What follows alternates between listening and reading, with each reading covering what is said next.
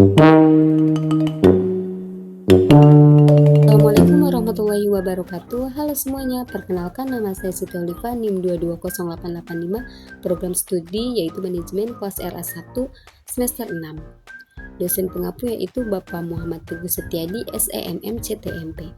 Video ini dibuat dan diposting untuk memenuhi syarat penilaian ujian tengah semester UTS mata kuliah Manajemen Kinerja dengan dosen pengampu yaitu Bapak Muhammad Teguh Setiadi, SEMM CTMP. Semoga video ini bermanfaat bagi yang menonton dan selamat menyaksikan. Bahas tentang pengertian manajemen kinerja. Manajemen kinerja adalah pengelolaan pencapaian hasil wujud yang efektif dan efisien dalam upaya pekerja, manajer untuk keberhasilan organisasi serta tujuan yang diinginkan tercapai. Nah, sedangkan kinerja merupakan sebuah proses bagaimana pengelolaan pekerjaan sementara berlangsung untuk menuju pada kesuksesan. Di sini ada manfaat manajemen kinerja. Manfaat kinerja karyawan adalah dampak dari prestasi yang dimiliki oleh individu dalam suatu organisasi yang ditunjukkan secara langsung, bersifat menguntungkan bagi karyawan dan organisasi itu sendiri karena dicapai berdasarkan hasil kinerja yang maksimal. Di sini ada prinsip dasar manajemen kinerja. Yang pertama yaitu kejujuran dalam komunikasi dan umpan balik antara atasan, bawahan, dan rekan kerja mendukung lingkungan kerja yang transparan dan produktif. Yang kedua yaitu pelayanan. Atasan memberikan dukungan dan bantuan kepada bawahan saat menghadapi kesulitan, memastikan pekerjaan dapat diselesaikan dengan baik. Yang ketiga yaitu tanggung jawab, di mana menerima dan memahami tanggung jawab dalam pekerjaan membuat tugas terasa lebih mudah dan mendorong pengembangan kinerja.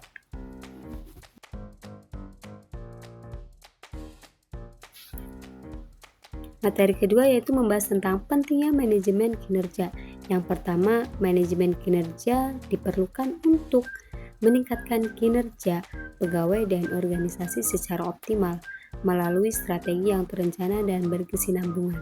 Yang kedua yaitu manajemen kinerja memastikan pencapaian tujuan organisasi dengan memperbaiki kinerja individu dan kelompok. Yang ketiga yaitu bermanfaat bagi manajer dan karyawan dalam meningkatkan produktivitas, memberikan penghargaan non-finansial, serta memperbaiki komunikasi dan motivasi kerja. Kemudian di sini ada konsep manajemen kerja. Manajemen kinerja fokus pada pencapaian output, outcome, proses, dan input yang digunakan. Faktor-faktor penting dalam manajemen kerja meliputi 1. Faktor individu di mana ada keterampilan, motivasi, dan komitmen. Yang kedua, faktor kepemimpinan. Di sini ada pelatihan, pengarahan, dan dukungan manajerial. Yang ketiga yaitu faktor tim, ada kolaborasi dan kerjasama tim.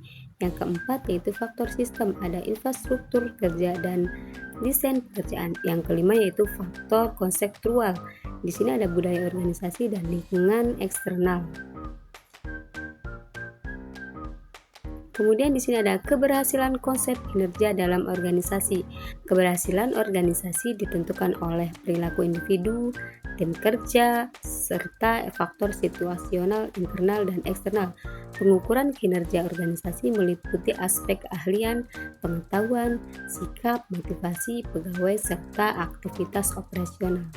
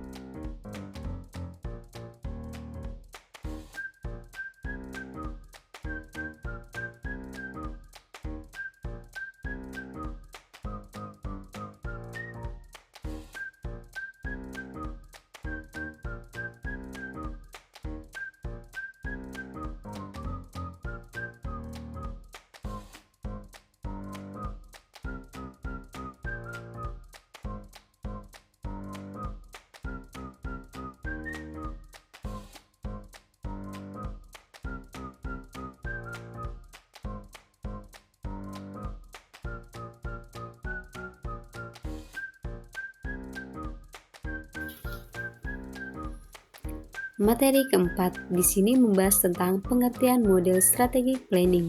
Strategi planning atau perencanaan strategis merupakan proses yang dilakukan suatu organisasi untuk menentukan strategi atau arahan, serta mengambil keputusan untuk mengalokasikan sumber dayanya guna mencapai tujuan jangka panjang. Kemudian di sini ada karakteristik utama strategi planning. Yang pertama yaitu berfokus pada masa depan dan jangka panjang. Yang kedua yaitu melibatkan pengambilan keputusan tingkat tinggi. Yang ketiga yaitu mempertimbangkan faktor internal dan eksternal. Yang keempat yaitu menyelaraskan sumber daya dengan tujuan struktur. Yang kelima yaitu bersifat fleksibel dan adaptif terhadap perubahan. Di sini ada model The General Office of Strategic Management. Model The General Office of Strategic Management atau GOSM adalah kerangka kerja manajemen strategis yang menggambarkan proses sistematis dalam menyusun, implementasi, dan evaluasi strategi organisasi. Kemudian di sini ada model GOSM terdiri dari 3 tahapan inti, yaitu yang pertama formulasi strategi, yang kedua implementasi strategi, yang ketiga yaitu evaluasi dan pengendalian strategi. Materi kelima yaitu membahas tentang desain teknik pengukuran kinerja. Bagaimana mendesain teknik pengukuran kinerja? Nah, pengukuran kinerja merupakan bagian penting dalam manajemen sumber daya manusia untuk mengevaluasi prestasi dan kontribusi karyawan terhadap perusahaan.